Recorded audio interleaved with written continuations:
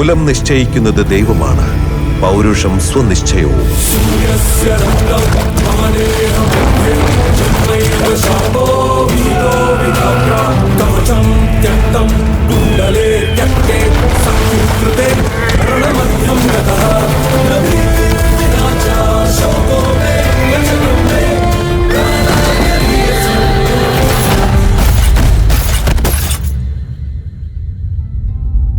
കർണ, നീ പാണ്ഡവരുടെ പക്ഷത്ത് നിലകൊള്ളുകയാണെങ്കിൽ സമസ്ത ആര്യവർത്തത്തിന്റെയും ചക്രവർത്തിയായി ഈ ലോകം നിന്നെ വാഴ്ത്തുന്നതായിരിക്കും.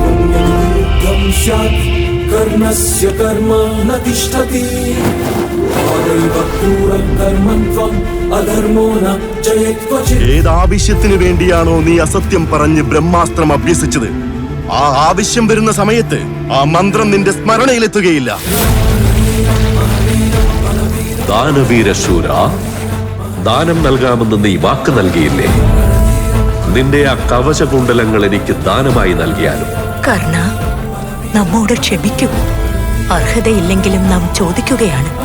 നിന്റെ ഈ മാതാവിന് പുത്രഭിക്ഷ നൽകിയാലും കർണ.